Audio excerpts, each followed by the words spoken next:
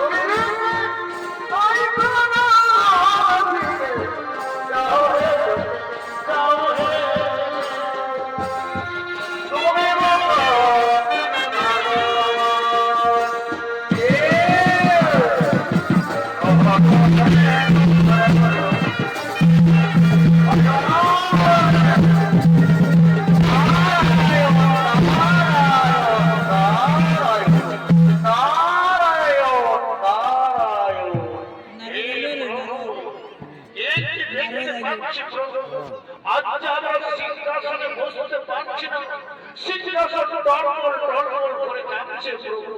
আজ প্রভু আপনারা থাকতে বলতে, আপনারা থাকতে বলতে এই যে সিংহাসন টলমল কাঁপে কেন? দেখো তো নারদ, দেখো তো ওই কোন মায়াবের রাক্ষস, কোন মায়াবের রাক্ষস আমার ভক্তদের মহা বিপদে পড়েছে, কাঁদছে কাঁদছে আমার ভক্তগণ। হ্যাঁ প্রভু, নারায়ণ নারায়ণ নারায়ণ, আপনি ঠিকই বলেছেন প্রভু। ওই দেখুন দোষানব রাবণ আপনার প্রিয় ভক্তকে এই যে রাজ্যে যুদ্ধ করে পরাস্ত করে তার রাজ্যের সমস্ত ধন সম্পদ লুণ্ঠন করে, এমনকি তার একমাত্র কন্যাকে লুণ্ঠন করে নিয়ে দেশে আগুনে ফিরে গেলে যে দুষ্ট বলছেন দোষানব রাবণ।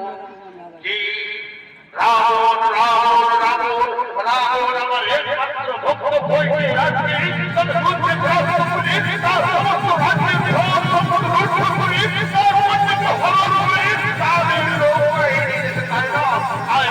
আমি এরপরে শুধু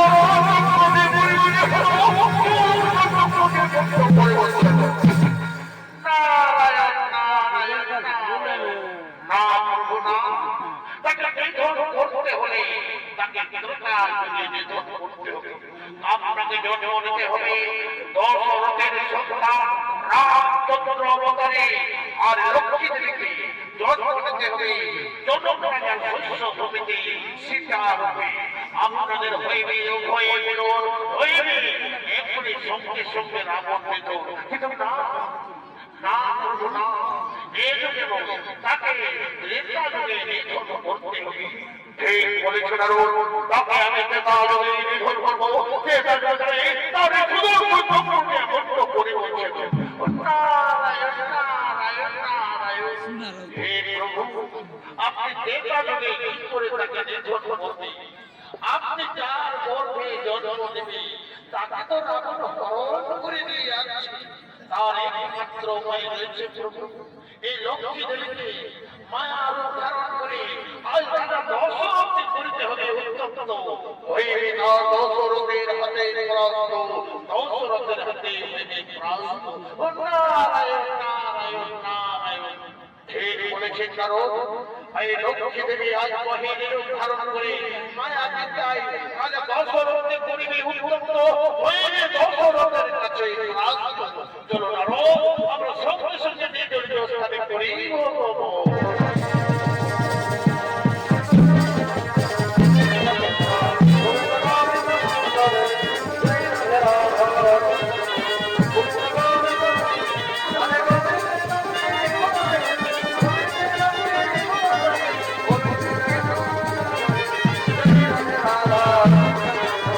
Thank you.